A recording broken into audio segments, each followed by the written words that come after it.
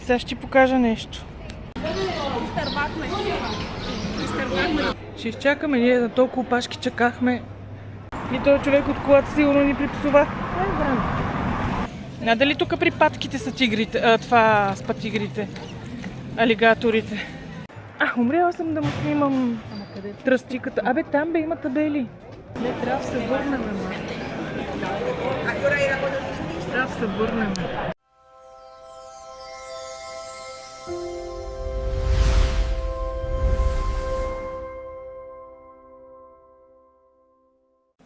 Здравейте, приятели!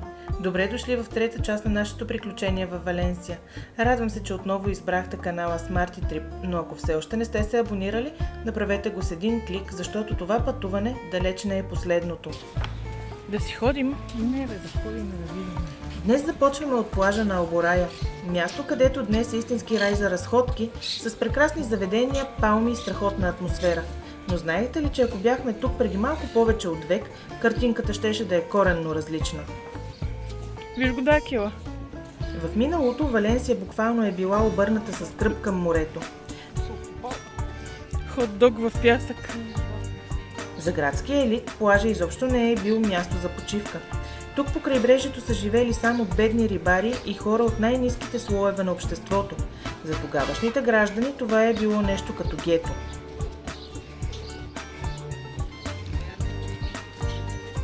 Едва в края на 19 век нещата започват да се променят, когато хората откриват чара на морския въздух и плажа. И така, Алборая постепенно се превръща от бедно рибарско селище с ниви в един от най-скъпите и любими райони на града. Явно е pet friendly, има доста кучета.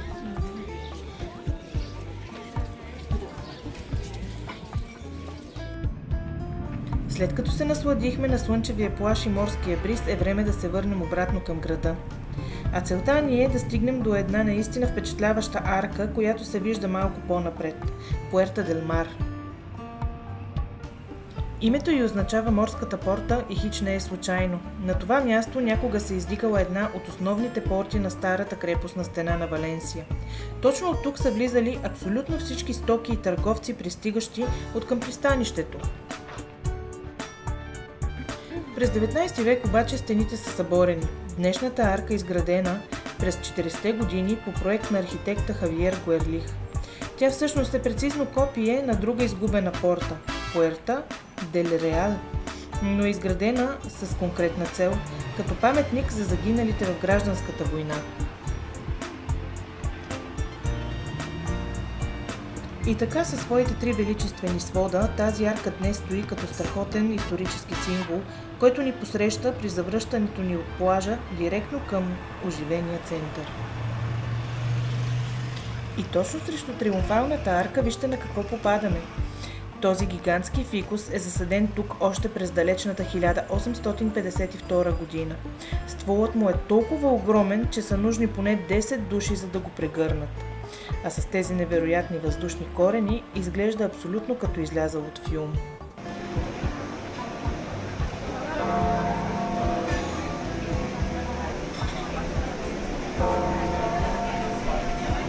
Разходката ни продължава към един изключително красив, но скрит площад – Плаза Редонда. За да стигнем до него, от модерната част на града, отново се вмъкваме в стария център. Ела да го видиш. А за да стигнем самия площад, минаваме през един от тесните му безистени.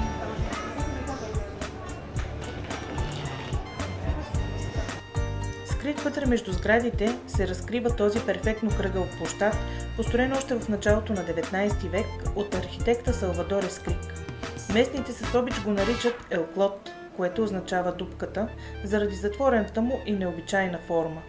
В миналото тук се е намирал традиционния пазар, а днес мястото е известно със своите малки магазинчета за бродерии, дантели, сувенири и занаятчийски стоки. Уникално кътче с невероятна атмосфера.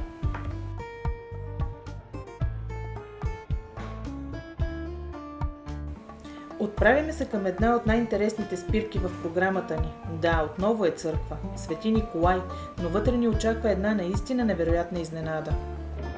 Хундрерия. Демек шапкарница. Има ли такава дума? Шапкарница.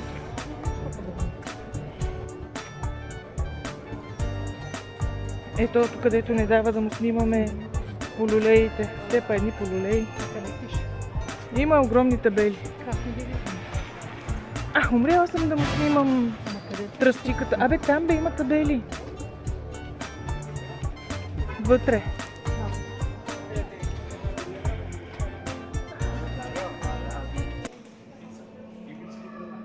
Наричат я Сикстинската капела на Валенсия, но официалното ѝ име е Иглесия де Сан Николас де Бари и Сан Педро Мартир. И тук е момента да ви кажа, че след малко ще се насладим на едно невероятно светлинно шоу, което ще оживее пред очите ни. Но преди това ще ви издам една малка тайна. Тъй като това е църквата на Свети Николай от Бари, следващото ни видео ще бъде посветено точно на пътуването ни до Бари, където и до днес се пазят мощите на светеца. Така че се абонирайте за канала, за да не изпуснете епизода от Италия. Вижте този интериор в невероятен пищен бароков стил. Аз лично обожавам барока. Знам, че доста хора го пренебрегват и го смятат за изключителен кич заради претрупаността му, но за мен това е стил на чистата емоция, драмата и театъра.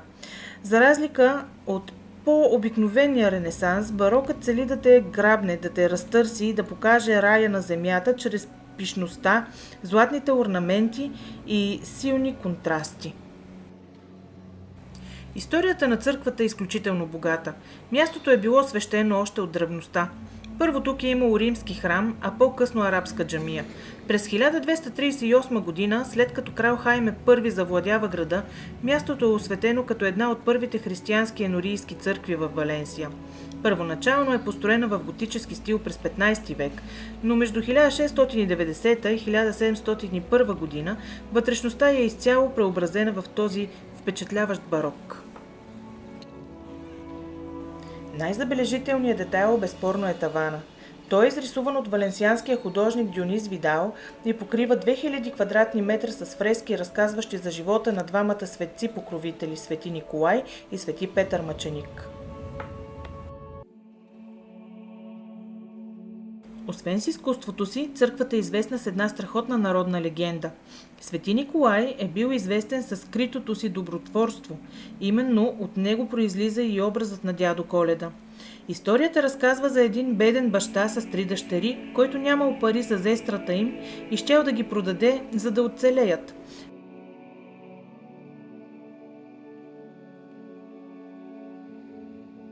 Свети Николай разбрал за това и в 3 поредни нощи хвърлял през прозореца им 3 кисии с злато, спасявайки семейството.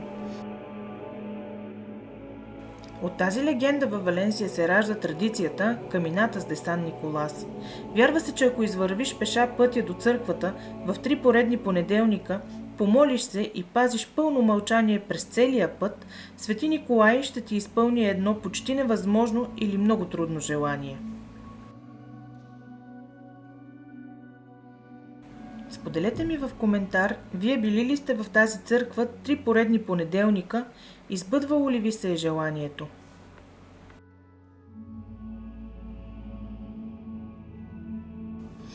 И докато светлините оживяват на тавана, ще ви разкажа още една завладяваща легенда за Свети Николай. Тя ни връща векове назад по време на голям глад. Един залоялчен месар примамил 3 малки момченца в магазина си, убил ги и ги скрил в голямо дървено буре със сол, за да продава месото им. Свети Николай обаче усетил зловещото дело, отишъл в магазина, направил кръстен знак над бурето и извършил невероятно чудо. Върнал и 3 деца живи и здрави. Точно заради това, в западното католическо изкуство, той често е изобразяван с малко буренце в краката си, от което излизат 3 момченца.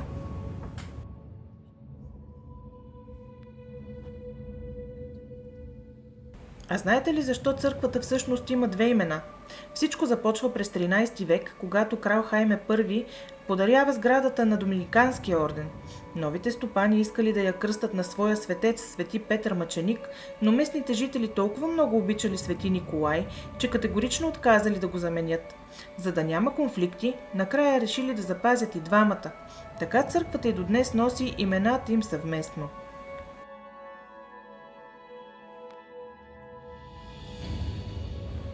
И така, в един храм се срещат двама страхотни светци. Свети Николай е познат като закрилник на децата, моряците, пътешествениците и сираците и именно от неговия образ и историите за скритото му добротворство по-късно се ражда и познатия на всички ни дядо Коледа. А Свети Петър Мъченик е доминикански светец, смятан за пазител на чистата вяра и закрилник срещу инквизицията, главоболие, фалшиви приятели и мълчалив страх.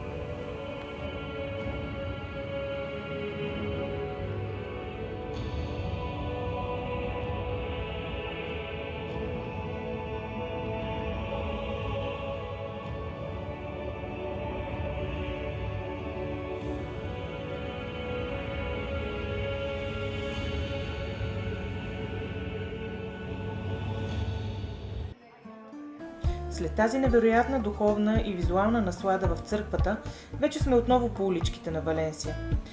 Отправяме се към артистичното и бохемско сърце на града, квартала Ел Кармен. Отиваме да търсим едно много специално място, за което слушам страхотни неща. Правят невероятни миди в сос и страхотен домашен вермут. По принцип, за там резервацията е задължителна, но ние отиваме и така, на пълна магия и без никаква резервация. Стискайте палци да имаме късмет.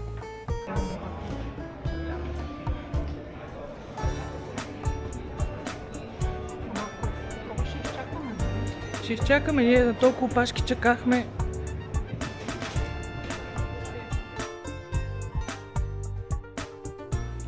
Ето го и него, легендарният бар Ла Пиларета. Основан още през далечната 1917 година. Всички местни го знаят именно като меката на валенсианските миди. Влизаме смело вътре да видим дали късметът ни проработи за една свободна маса. Имахме късмет и намерихме маса. Мидите са просто невероятни и адски вкусни. За напитки взехме сокче за мен и домашен вермут за майка. Опитахме и две крокети, традиционна и с рибатон. Всичко е невероятно вкусно.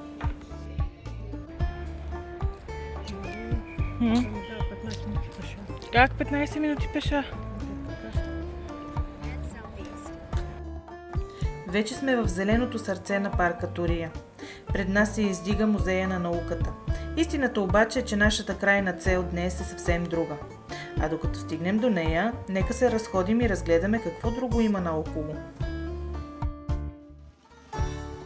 Този невероятен комплекс е града на изкуствата и науките, проектиран от архитект Сантьяго Калатрава. Знаеш какво? Сега ще ти покажа нещо. Тази невероятна сграда е музеят на науките Принц Филип, а дизайнът е проектиран така, че да напомня гигантски скелет на кит. И виж как благодарение на това огледално езеро, сградата се отразява във водата и изглежда още по-мащабна и внушителна.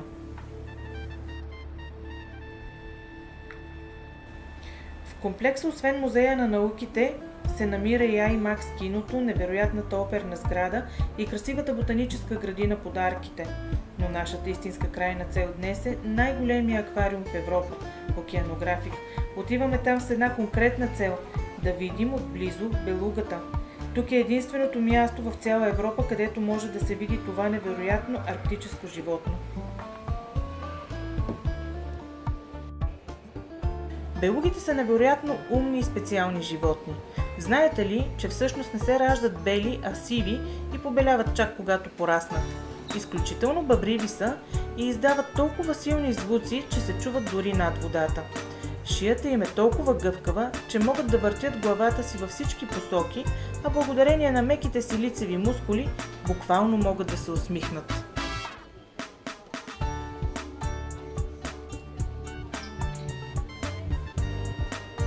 Инуитите дори имат красива легенда, че белугата е преобразена мъдра жена с нежно бяла коса И точно заради това тези животни са толкова умни и имат това почти човешко изражение.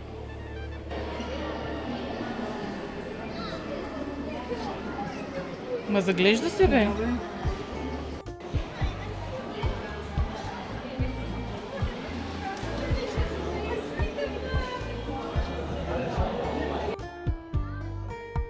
След белугите се потапяме буквално на дъното на океана. Влизаме в най-дългия подводен тунел в Европа, цели 70 метра, заобиколени от вода и морски обитатели.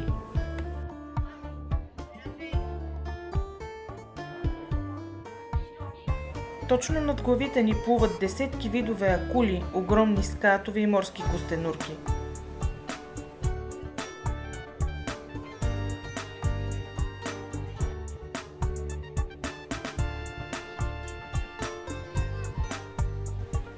А днес извадихме страхотен късмет. Вижте как водолази с клетка с храна са долу при скатовете и ги хранят директно във водата. Много интересно и усещането да го видиш отблизо е невероятно.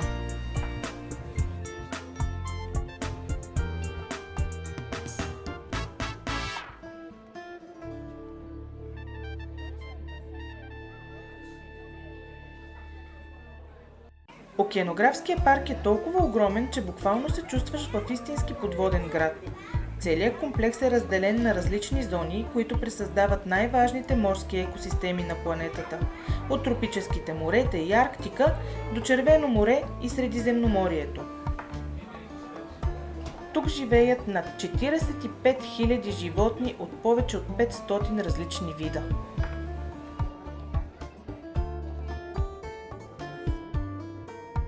Стигаме до една от най-хипнотизиращите зони в целия аквариум – залата с медузите. Тези танцуващи, светещи създания са просто невероятни за гледане. Но най-страхотното тук е, че може да надникнем буквално под микроскоп и да проследим различните етапи от развитието на медузата. От микроскопичен полип до това грациозно създание, което виждаме във водата.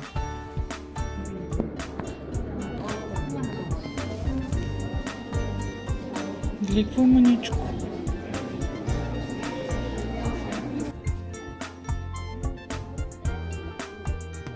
Тук са събрани над 20 вида медузи от цял свят.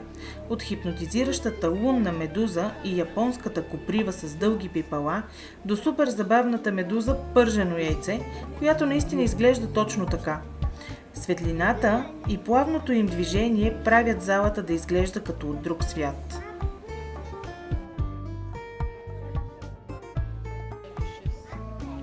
Честно казано, изобщо не съм любител на подводните гледки и гмуркането.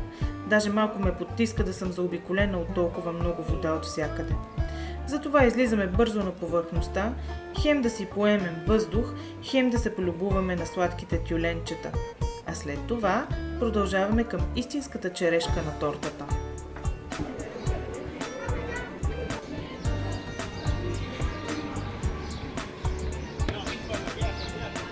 Нещо връщат хората.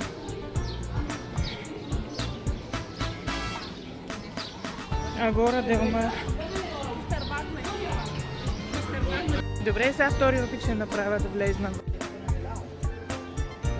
Този път пристигнахме точно на време за шоуто на делфините, тук в Агора де Омар. И какво да ви кажа? Без повече думи, просто гледайте.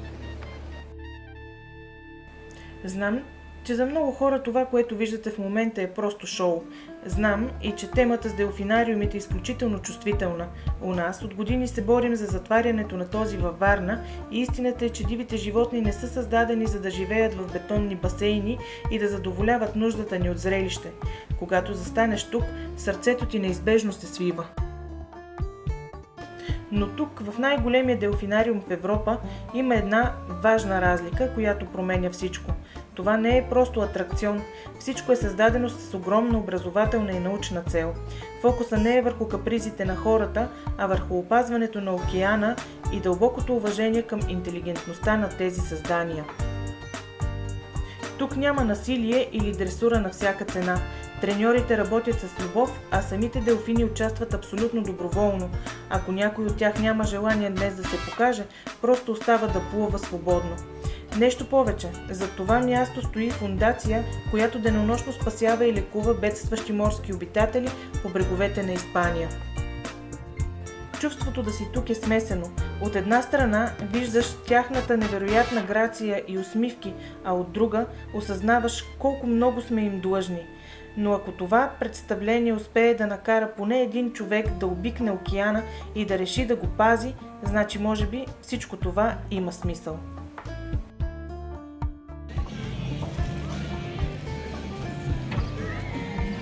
Надали тук при патките са тигрите, с тигрите, алигаторите? Викаш да са им пуснали храната?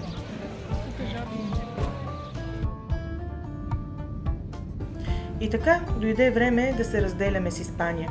4 ни дни тук изтекоха неусетно и определено бяха крайно недостатъчни за този невероятен град.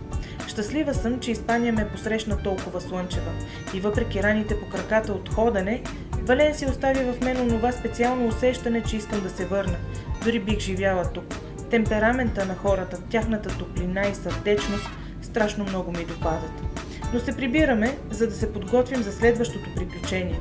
Както вече ви загатнах, следващата ни дестинация е Бари.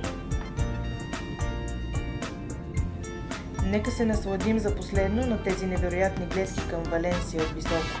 А вие не забравяйте да се абонирате за канала и да ми оставите един лайк, ако видеото ви е харесало. Много ми е интересно, били ли сте в Валенсия и кое ви впечатли най-много. Споделете в коментарите, за да си пообсъдим и да обменим полезна информация.